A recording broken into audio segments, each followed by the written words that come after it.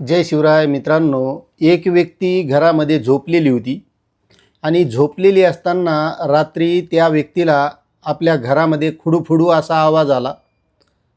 हे आवाज आल्याच्यानंतर ती व्यक्ती जागी झाली आणि जागी झाल्यावर घरात जी पंती लावलेली होती, जुन्या काळामध्ये पंत्या लावायचे किंवा दिवा लावायचे, त्या दिव्याच्या उजेडामध्ये कोणीतरी व्यक्ती असल्यासारखं त्यांना वाटलं. आणि मग या व्यक्तीनं त्यांना विचारलं, कोण आहे रे तिकडे?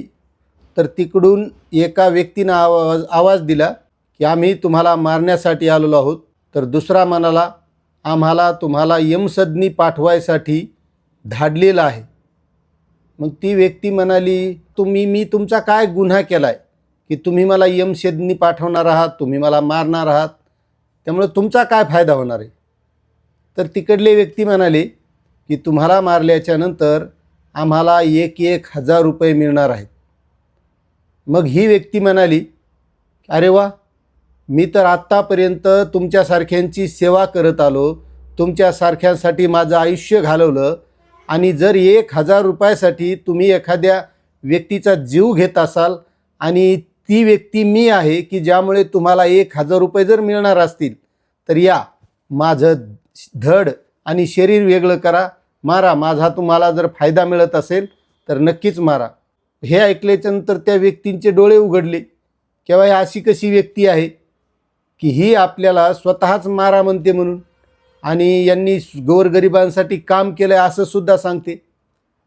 त्यानंतर ते जवळ आले आणि जवळ आल्याच्यानंतर ती व्यक्ती कोण होती, मग त्यांच्या लक्षात आलं, व्यक्ती होती महात्मा ज्योतिबा फुले.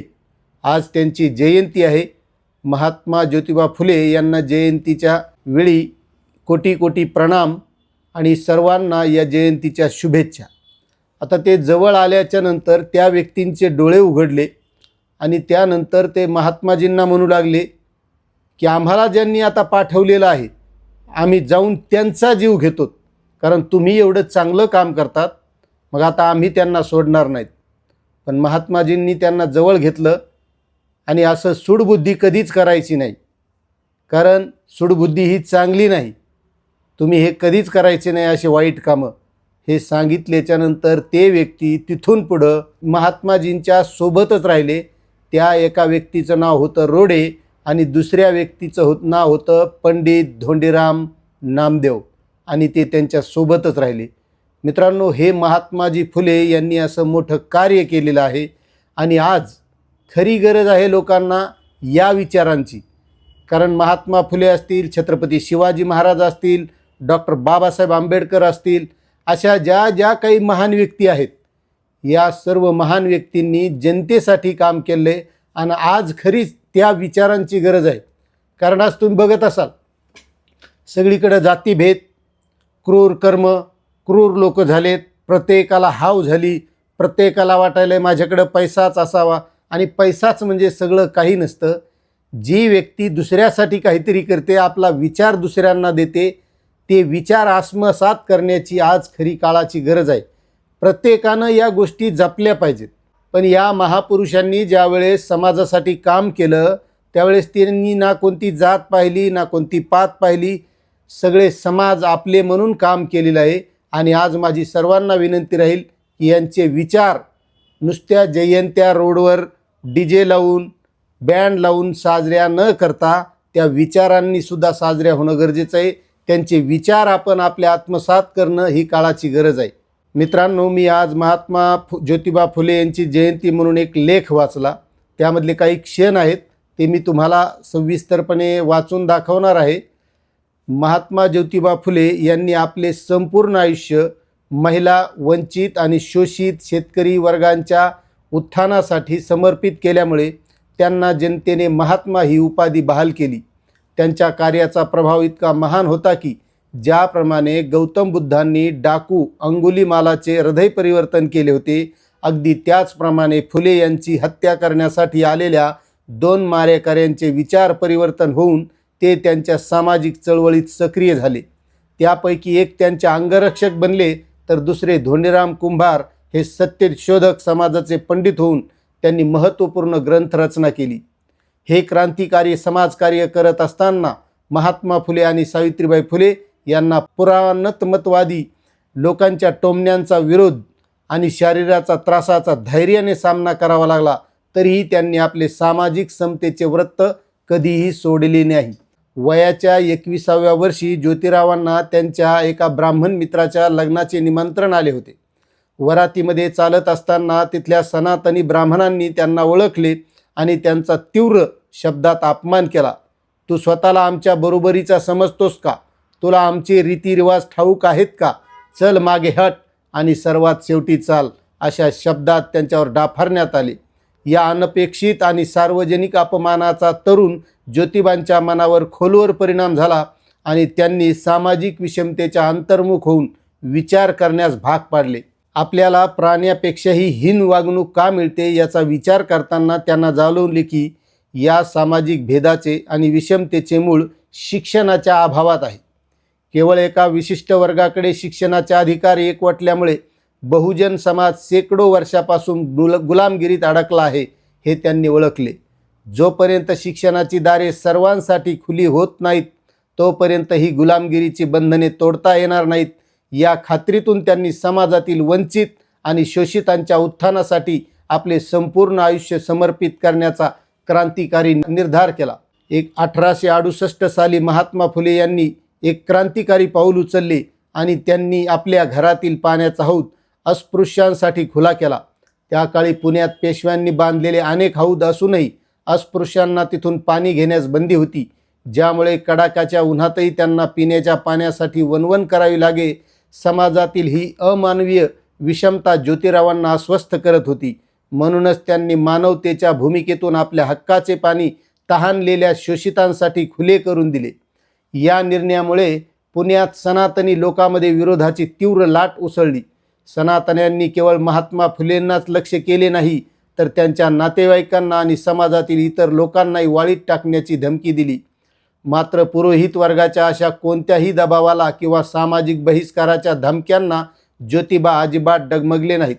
उलट पुराणमतवादी विचारांचा समाजावर असा पगडा का आहे आणि या मानसिक गुलामगिरीची मुळे नेमकी कुठे आहेत याचा सखोल चिंतन त्यांनी सुरू केले. याच वैचारिक मंथनातून त्यांनी गुलामगिरी हा अजरामर ग्रंथ लिहिला, ज्याला डॉक्टर सदानंद मोरे यांनी मॅग्नम ओपस अर्थात महाकृती असे संबोधले आहे. धार्मिक गुलामगिरीच्या बेड्या तोडून समाज जातीमुक्त व्हावा ही ज्योतिरावांची यामागची मुख्य धारणा होती. अमेरिकेतील कृष्णवर्णियांच्या गुलामीतून मुक्तता करणाऱ्या तिथल्या न्यायप्रेमी जनसमूहाला त्यांनी हा ग्रंथ कृतज्ञतापूर्वक अर्पण केला असून समतेचा लढा हा केवळ स्थानिक नसून जागतिक आहे हेच त्यांनी अर्पण पत्रिकेतून अधोरेखित केले. महात्मा फुले यांनी 1869 मध्ये रचलेल्या एका पोवाड्यात विद्यादानाचे काम गांभीर्याने न करणाऱ्या शिक्षकावर ओढलेले ताशेरे आजही मार्गदर्शक ठरतात. कष्टकरी समाजाने भरलेल्या शिक्षणकारातून वेतन मिळूनही त्यांची मुलांना नीट न शिकवणाऱ्या पंतोजींच्या आळशी वृत्तीचे त्यांनी वाभाडे काढले. जेवून झोपती गार नंतर न्यूज पेपर, लिहिती पत्र अखेर थंडाई पडल्यावर, शाळेत जाती घडीभर शिकविती भावले तर, अशा शब्दात त्यांनी तत्कालीन शिक्षकांच्या बेजबाबदार दिनक्रमावर प्रखर टीका करत त्यांना समाज वास्तवाचा आरसा दाखवला. वर्ण वर्चस्व आणि सामाजिक विषमतेवर प्रहार करताना ज्योतिरावांनी राष्ट्र या संकल्पनेची अत्यंत महत्त्वाची मांडणी केली. जोपर्यंत शूद्र, अतिशूद्र, भिल्ल आणि कोळी बांधव सुशिक्षित होऊन विचाराने संघटित होत नाहीत तोपर्यंत खऱ्या अर्थाने एक राष्ट्र निर्माण होऊ शकत नाही, असे त्यांचे ठाम मत होते. केवळ मुठभर उच्चवर्णीय लोकांनी स्थापन केलेल्या काँग्रेसला राष्ट्रीय म्हणवून घेण्याचा अधिकार किती, असा मूलभूत प्रश्न त्यांनी आपल्या सार्वजनिक सत्यधर्म या ग्रंथातून उपस्थित करत सर्वसमावेशक राष्ट्रवादाचा पुरस्कार केला. महात्मा फुले यांनी वर्ण, वर्चस्व आणि सामाजिक विषमतेच्या विचारसरणीला आपल्या साहित्यातून प्रखर विरोध केला असून खऱ्या राष्ट्राची अत्यंत स्पष्ट व्याख्या मांडली.